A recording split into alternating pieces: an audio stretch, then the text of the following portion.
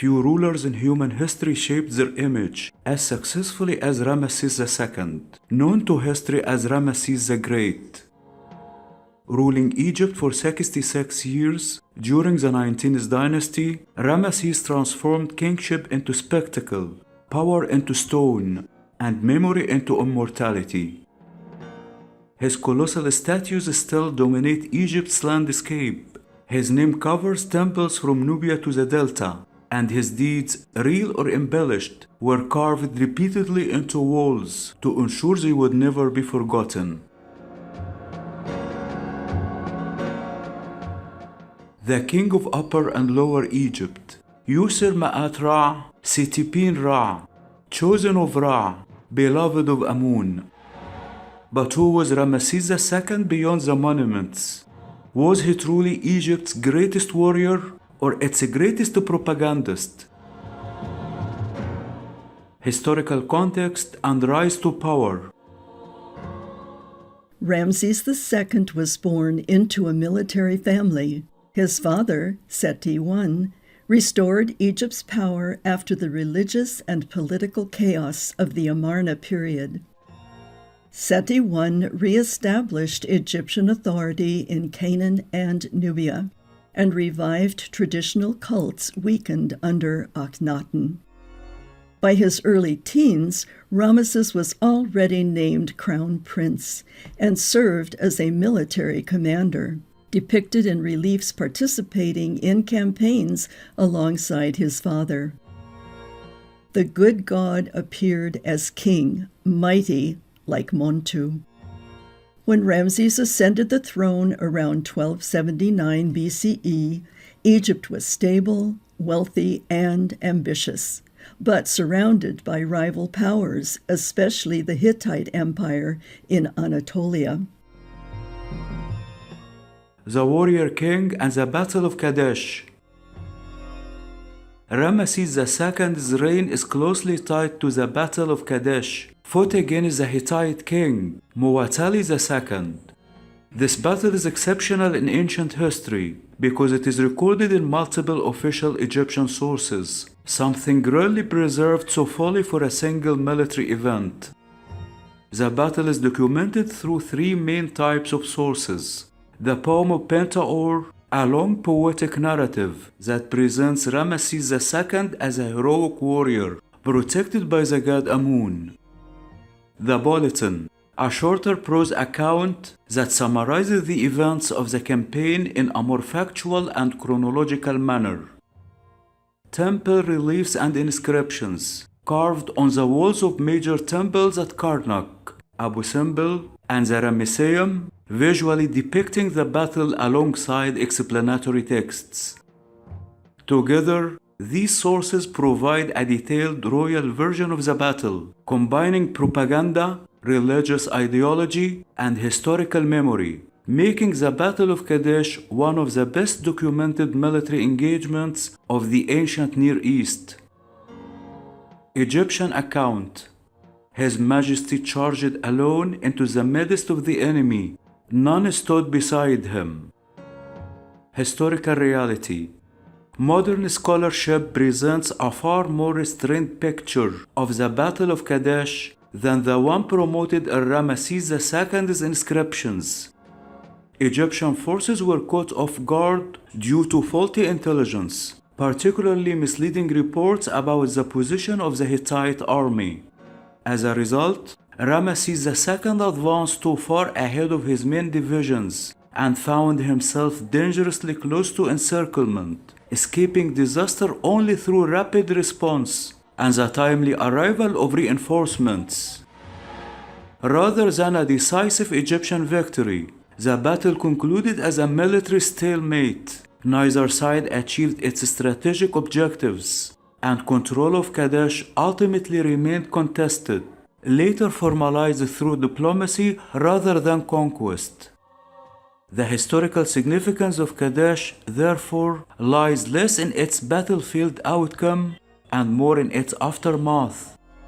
As Kitchen famously observed, Kadesh was not a victory, but Ramesses transformed it into an eternal triumph through text and image. Through monumental reliefs, poetic inscriptions, and widespread repetition, Ramesses II recast a near defeat into a timeless symbol of royal heroism, demonstrating the power of propaganda in shaping historical memory. The first peace treaty in history.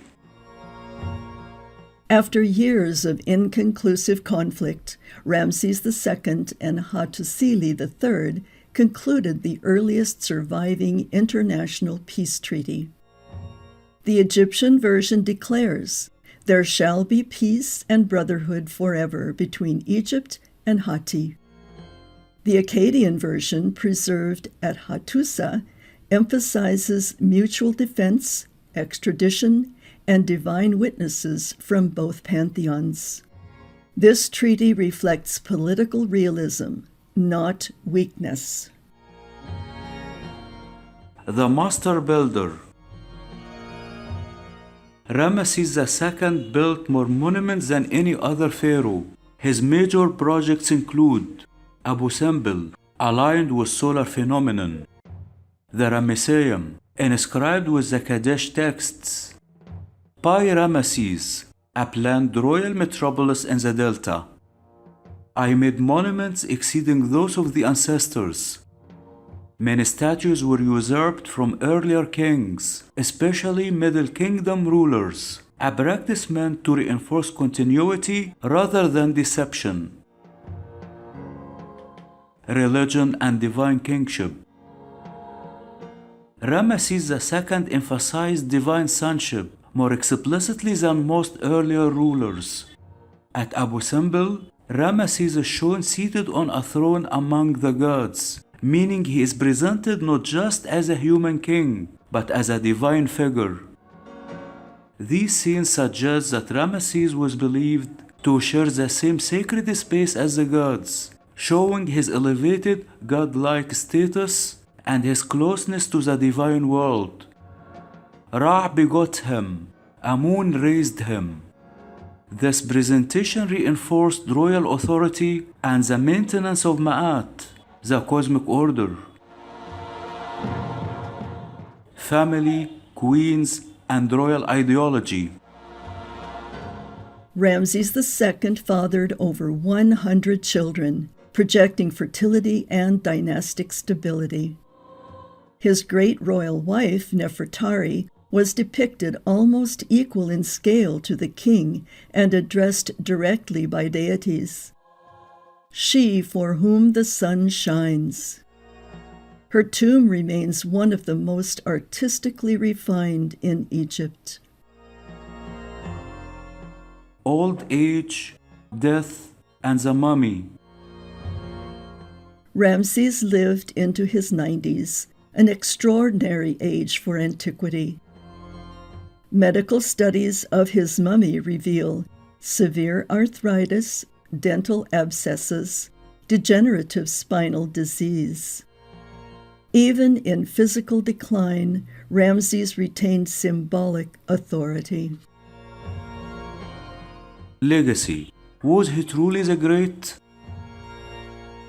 Ramesses II did not rule at the height of Egypt's territorial expansion, yet he achieved something more enduring, an unparalleled royal legacy. As Asman notes, his greatness lay in the creation of a lasting cultural and ideological memory, rather than in unprecedented conquests. Through monuments, inscriptions, and ritual repetition, Ramesses II shaped how kingship itself would be remembered. Later rulers deliberately reused his name, imagery, and royal epithets, using association with Ramesses II as a source of legitimacy and continuity. His ideological model of kingship became a standard long after his death. In biblical scholarship, the Ramesside period is often seen as a cultural backdrop for the Exodus traditions. However, no direct identification of Ramesses II with the Exodus is historically secure. The biblical narratives reflect later cultural memory rather than contemporary historical record. In this sense, Ramesses II was great, not for empire building, but for shaping one of the most enduring royal identities in ancient history. Ramesses II mastered time itself. Through text, stone, and ritual, he shaped how history would remember him.